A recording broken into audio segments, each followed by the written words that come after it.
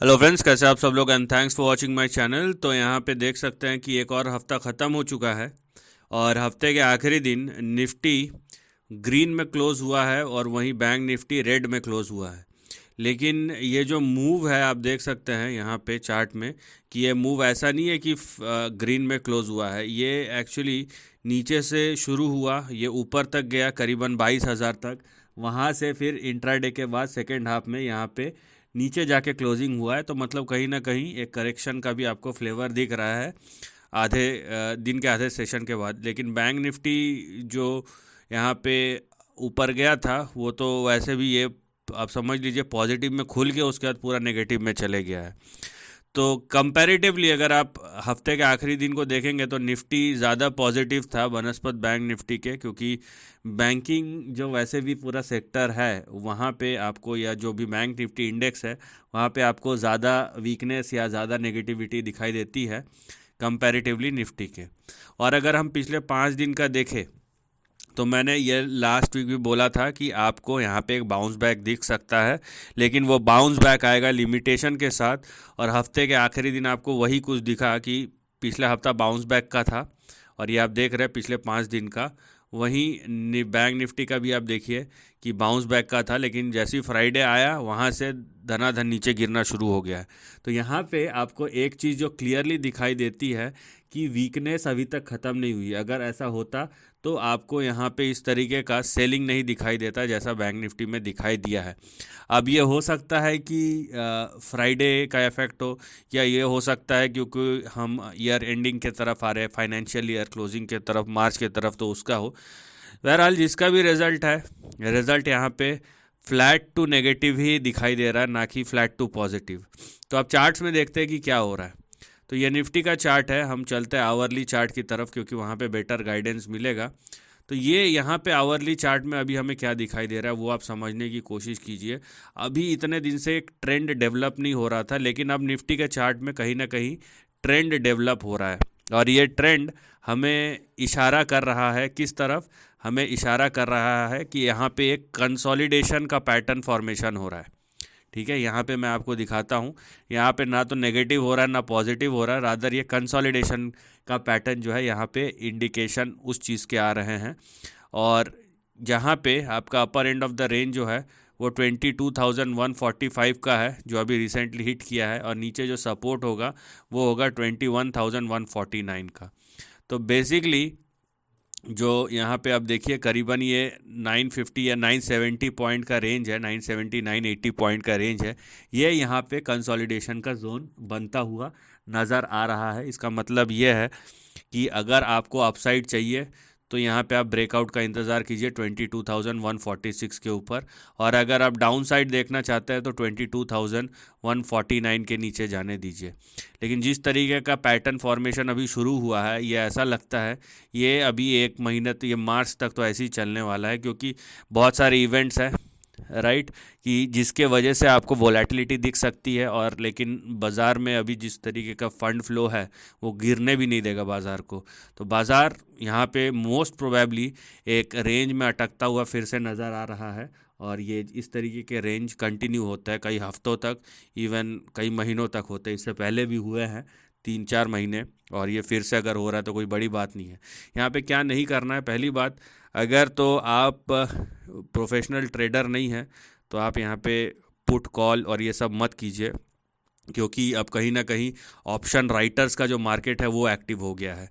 अब option writers आपको ये दोनों चीज़ हम कोशिश करेंगे निफ्टी ऑप्शन चेन को भी लास्ट में देखने का, 21,150 और 22,150 के बीच में आप देखिएगा सबसे ज़्यादा आपको मैग्नीट्यूड दिखेगा कि दोनों साइड से जो राइटर्स है या ओपन इंटरेस्ट है वो बहुत बहुत हाईली बिल्डअप होगा, क्योंकि एक रेंज जैसे ही बनता हुआ नज़र आ रहा है तो ऑप्शन राइटर्स दोनों साइड के प्रीमियम खाएंगे। इसीलिए ये बेटर रहेगा कि आप इस रेंज को अवॉइड करें अगर आप प्रोफेशनल नहीं है तो।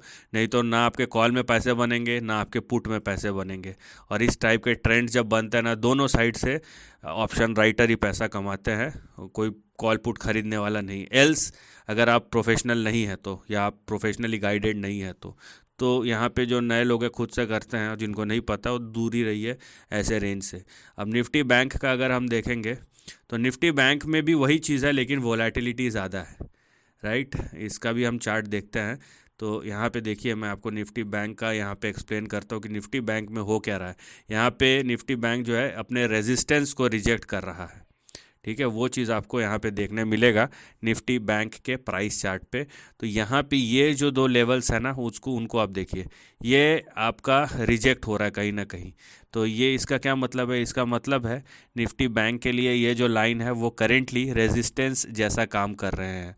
तो जो लेवल है वो कौन सा है? 46,343, और ये आपका है 46,430। अब ये जो दोनों लाइंस है ये कहीं ना कहीं रेजिस्टेंस जैसा काम कर रहा है। अगर आपको अपसाइड देखना है तो 46,430 के ऊपर जाना चाहिए। अगर बैंक निफ्टी यहाँ पे 46,343 के नीचे अगर ट्रेड करता है जैसा कि क्लोज हुआ है, तो जो अगले दो बड़े सपोर्ट होंगे वो कुछ इस प्रकार से होंगे। आप देखिए यहाँ पे अभी जो एक्टिव है फिलहाल 46,343 के नीचे वो है 43,253 और 42,117। तो फिलहाल जो बैंक निफ्टी के लिए जो रेंज एक्टिव हो चुका है वो यहाँ पे है। यहाँ पे कंसोलिडेशन, जैसे निफ्टी में आपको कंसोलिडेशन दिखाई देता था, यहाँ पे भी वही चीज़ है, लेकिन इसमें नेगेटिविटी का जो फैक्टर है वो थोड़ा ज़्यादा हावी है। तो यहाँ पे आप बोलेंगे निफ्टी तो फ्लैट है, लेकिन bank Nifty flat to negative दिखाई दे रहा है। बट एनीवेज ये भी कंसोलिडेशन में ही है, लेकिन थोड़ा सा करेक्शन इसमें ज़्यादा है बनस्पत निफ्टी के। तो यहाँ पे आपको देखने मिल रहा है कि निफ्टी और बैंक निफ्टी किस तरीके से कंसोलिडेशन में एंटर कर चुके हैं। और मैं फिर से बोल रहा हूँ कि अगर आप प्रोफेशनली गाइडेड नहीं या प्रोफेशनल नहीं है तो यहाँ पे आप बाई और कॉल जो खरीदते हैं, यहाँ पे पुट और कॉल जो खरीदते हैं ऑप्शंस में, वो आप मत कीजिए, क्योंकि दोनों साइड से ऑप्शन राइटर बहुत ही अग्रेसिवली प्रेस करेंगे और दोनों साइड से प्रीमियम खींच लेंगे और आपके पास कुछ नहीं आएगा। अब चलते हैं थोड़ा सा ऑप्शन चेन को भी देख लेते हैं हम। तो हम चलते हैं निफ्टी की तरफ, ठीक है। ये रहा निफ्टी का 8 तारीख का। तो यहाँ पे मैं जो बोल रहा था, यहाँ पे आप देखिए कि सबसे बड़ा, ये आज तो डेवलप होता हुआ नहीं दिखेगा, लेकिन फिर भी यहाँ पे देखिए ओआई सबसे बड़ा बिल्डअप कहाँ है? 22,000 और फिर 22,200 पे सबसे बड़ा ओआई बिल्डअप है। और नीचे आपका पुट का अगर देखेंगे तो यहाँ पे 87,000 दिखाई देता है 21,500 पे, और उसके बाद दिखाई देता है आपका ये 21,000 पे। तो मैंने जैसे कहा था कि यहाँ पे 21,000 और 22,000 का जो रेंज है, 21,150 और 22,000, यहाँ पे 22,200 का, इवन 22,500 का भी नहीं, यहाँ पे 22,700 पे है। ये सब चेंज होंगे, लेकिन अभी जो है ना ये 22,000 और 22,200 ये जो है नीचे, और 21,000 और 21,500। तो ये जो 1000 पॉइंट का रेंज है ना, अभी यहाँ का पूरा प्रीमियम जो है ये साफ़ हो जाएगा।